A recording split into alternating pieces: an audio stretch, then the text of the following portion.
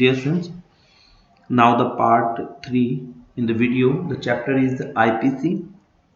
We will discuss now today the difference in the development strategy of the three countries are. इससे पहले हम उनकी जो similarity थी India, Pakistan and China already we have completed so far. Let's see some difference we will check here. India has largest democracy of the world. We know very well. ये India की features है. पाकिस्तान की features क्या है? Military political power है उनके पास. And China has communist single party. China के पास सिंगल कम्युनिस्ट पार्टी है, कोई दूसरी पार्टी नहीं है. Mean the monopoly of single party. Both India and Pakistan दोनों ने क्या अडॉप्ट किया था? Mix economy. दोनों ही कंट्री ने public sector and plan to raise public expenditure and social development. Public sector के ऊपर सबसे ज्यादा रिलायंस किया था. China follow government has a central role. सबसे ज्यादा सेंट्रल रोल किसका रहा था? चाइना का रहा था. Already in the part second we had completed that part.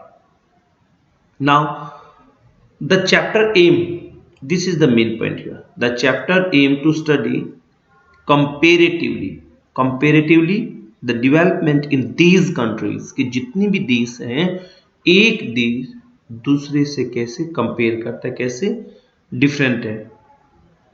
In this country with the reference 4 point है, ध्यान से समझना. The first point GDP growth के बिहाफ पे करेंगे. The second structure of growth के बिहाफ पे करेंगे. The structure of growth, and the third point is demographic profile, and the fourth point is human development. अच्छे तरीके से समझ लीजिएगा ना. These are the main point of the chapter. ये चैप्टर के मेन में पॉइंट में से आते हैं. The first point GDP growth, the second point structure growth, the third point demographic profile and the human development. ये फोर्थ में count कर सकते हैं, but these are the three main point. GDP growth of each country, तीनों country की हम क्या करेंगे? स्टडी करेंगे. इंडिया की, पाकिस्तान की, चाइना की. Then after structure growth of each country check करेंगे. Then after demographic profile of countries and then human development of that country. On behalf of that, we will be compare where we are stand in compare to our neighbor country. कि हम कहाँ पर stand करते हैं अपने आप को अपने नेबर कंट्री के सामने. Development path of China. अब सबसे पहले हम चाइना की बात करते हैं. China, people republic of China, we know very well. China got in 1949 the freedom was controlled by the government. Totally the government control. In the initial stage China was controlled by the government. The economy was agrarian nature, agrarian, the same in follow in India, agrarian nature. But the great leap forward, it's very important point here. GLF campaign was launched by the government, initiated 1958. कब किया गया था? 1958 में. क्या aim था? Industrialisation economy on massive scale. Massive scale का मतलब होता है बहुत बड़े, लार्ज स्केल पे क्या करना? इंडस्ट्रियलाइजेशन करना. It was the main aim of GLF. GLF great leap. Leap का मतलब होता है थोड़ा सा उछाल आना, एक लंबी उछाल फॉरवर्ड लेना. जीएलएफ ये किस में स्टार्ट किया गया था? चाइना में. मैं पॉइंटों को again and again I would try to repeat reason कि आप इनको अच्छी तरीके से समझ लें, जल्दबाजी न करें, क्योंकि बहुत इंपॉर्टेंट चैप्टर है और मैक्सिमम इसमें से हमारा 6 मार्क्स का आने वाला है. वंस द पीपल्स रिपब्लिक, यानी चाइना में रिपब्लिक है, साथ साथ में रिवाइज करते रहे मेरे साथ. कब हुआ था एस्टेब्लिश्ड? 1949 में हुआ था. गुड. इनिशियल जो इकोनॉमी थी, स्टार्टिंग में जो इकोनॉमी थी, उसका टारगेट रखा गया था agrarian economy, mean that agriculture based था. जीएलएफ आया, कंपेन स्टार्ट हुआ 1958 में, बहुत जल्दी स्टार्ट हो गया था. 1958, 1940, 10 मतलब मीन दैट कितने साल के बाद? क्लियर? 10 ईयर के बाद, आफ्टर 10 ईयर, एम क्या था? इंडस्ट्रियलाइजिंग इकोनॉमी को इंडस्ट्रियलाइजेशन बनाना, ज्यादा से ज्यादा इंडस्ट्री सेटअप करना। People were encourage to set up industry, सभी को गवर्नमेंट ने मोटिवेट किया, now you can take more loan और you can set up your own industry, private industry, अपनी इंडस्ट्री खुद की सेटअप करें under communist system. Communist system क्या था? कॉमन सिस्टम, जो ओपन एरिया होता था वो कम्युनिस्ट सिस्टम बोलते थे। Entire farm collectively cultivated lands, पहले खुली जमीन पर सभी के द्वारा कलेक्टिवली खेती की जाती थी। इन 1958 there were 26,000 communes that covered almost all of the farm population। यानी ये जो जमीन थी इस पे क्या करते थे लोग? खेती करते थे। बट क्या हुआ?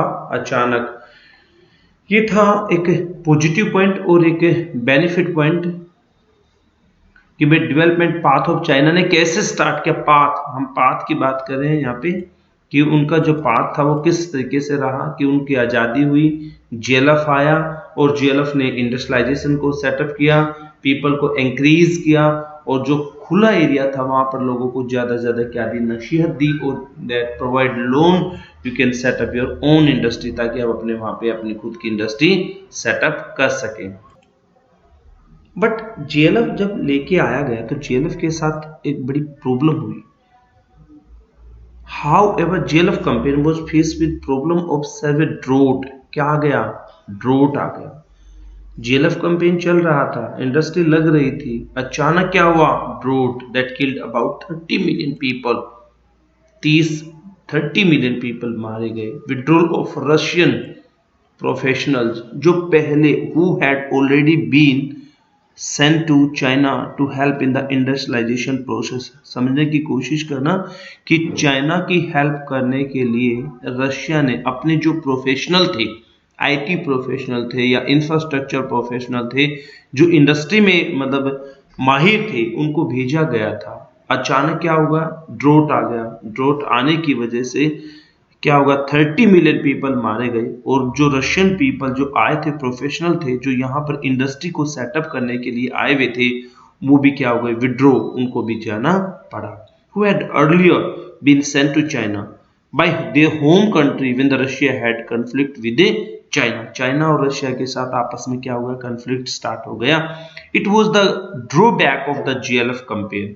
आपसे पूछा जाए जेएलएफ क्या था तो हो गया पॉइंट। देन सेकंड पॉइंट क्या पूछा है कि which type of the problem faced during the industrialization in China. तो you will explain here about JLF campaign was faced with problem of severe drought and killed about 30 million people, मारे गए। और यहाँ पर किसका झगड़ा हो गया?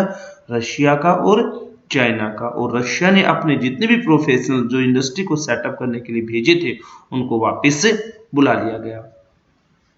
In 1965, Mao introduced Great the proletarian culture revolution under the which students and professionals were sent to work and learn from the countryside। देखो, एक 1965 की बात करते हैं, ईयर टू ईयर हमेशा ध्यान रखना। 1940 ईयर पहला ईयर था, उसके बाद जो मेन ईयर था 1940 ईयर पहला ईयर था, ठीक है जी। उसके बाद जो ईयर बनता है हमारा वो बनता है 1958 का बनता है। According to year wise we will understand this concept year. Then third year is 1950 के बाद कम्युनिस्ट सिस्टम। 1965 मेओ। मेओ कौन था? वहां का एक पॉलिटिकल लीडर था। The great proletarian culture revolution under which students है, इसके अंदर एक ग्रेट महान प्रोलेटेरियन, ये एक कंसेप्ट कल्चर था। इसको भी मैं अपनी वीडियो में आपको समझाऊंगा।